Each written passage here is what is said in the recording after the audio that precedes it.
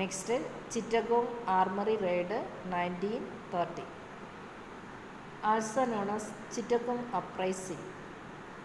അപ്പോൾ ചിറ്റഗോങ് ആർമറി റെയ്ഡിനെ നമ്മൾ വേറൊരു പേരിലും അറിയപ്പെടുന്നു, Chittagong uprising in the 1930, 1930.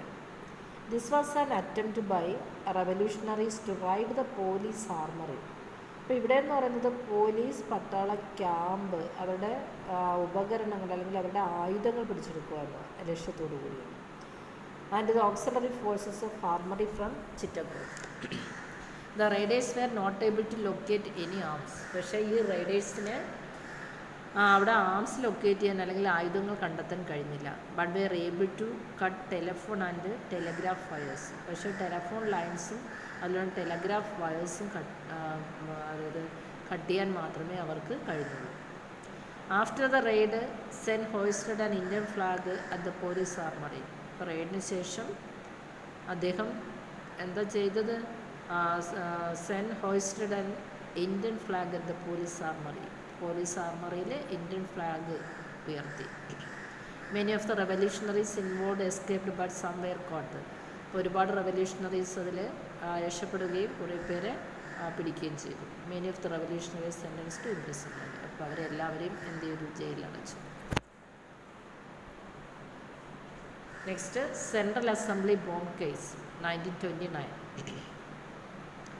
The revolutionaries Bhagat Singh and Badukeshwar Dutt sought to draw attention to their revolution by throwing bomb along with the leaflets in the Assembly House at Delhi. Delhi assembly കേസിൽ bomb വെച്ച കേസിലാണ് ഭഗത് സിംഗിനെയും അതുപോലെ തന്നെ Batukeshwar ദത്തിനെയും arrest ചെയ്തു. They did not attempt to escape and were arrested and jailed for the act. അപ്പോൾ അതായത് bomb വെച്ച കേസിൽ അവർ രക്ഷപ്പെടാൻ ശ്രമിച്ചില്ല. അങ്ങനെ അവരെ അറസ്റ്റ് ചെയ്യുകയും ജയിലിലടയ്ക്കുകയും ചെയ്തു. Their intention was not to hurt anyone. അപ്പോൾ അവരുടെ ഇൻറ്റൻഷൻ അല്ലെങ്കിൽ ഉദ്ദേശം എന്ന് പറയുന്നത് മറ്റുള്ളവരെ അല്ലെങ്കിൽ ആരെയും ഹർട്ട് ചെയ്യുകയായിരുന്നില്ല.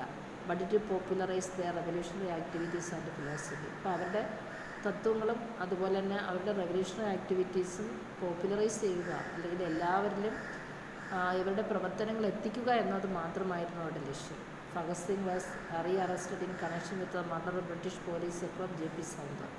അപ്പോൾ ഭഗത് സിംഗ് വീണ്ടും അറസ്റ്റ് ചെയ്യപ്പെട്ടു. അന്നത്തെ ബ്രിട്ടീഷ് പോലീസ് ഓഫീസറായ JP സൗന്ദേഴ്സിനെ കൊന്ന case. This was called the Lahore conspiracy case. അപ്പോൾ ഈ കേസിനെയാണ് നമ്മൾ ലാഹോർ കോൺസ്പിറസി കേസ് എന്ന് പറയുന്നത്.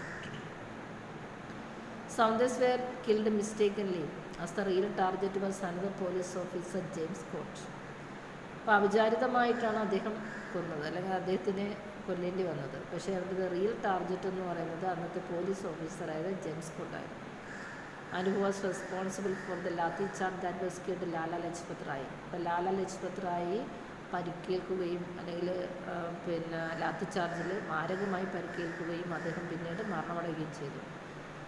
അപ്പോൾ അന്ന് അതിൻ്റെ റെസ്പോൺസിബിലിറ്റി എന്ന് പറയുന്നത് അന്നത്തെ പോലീസ് ഓഫീസറായ ജെയിംസ് സ്കോട്ട് ആയിരുന്നു. അപ്പോൾ അതുകൊണ്ട് ജെയിംസ് സ്കോട്ടിനെ കൊല്ലുക എന്നതായിരുന്നു അവരുടെ ഏറ്റവും പ്രധാനപ്പെട്ട ലക്ഷ്യം. പക്ഷേ അതിൽ മരണമടഞ്ഞത് സൗന്ദേഴ്സാണ്.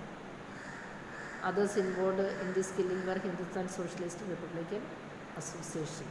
അതായത് ഹിന്ദുസ്ഥാൻ സോഷ്യലിസ്റ്റ് റിപ്പബ്ലിക്കൻ അസോസിയേഷനിൽ പങ്കെടുക്കുക, അല്ലെങ്കിൽ അതിലുണ്ടായിരുന്ന ഒരുപാട് പേരും ഇതിനകത്ത് പങ്കെടുത്തിരുന്നു.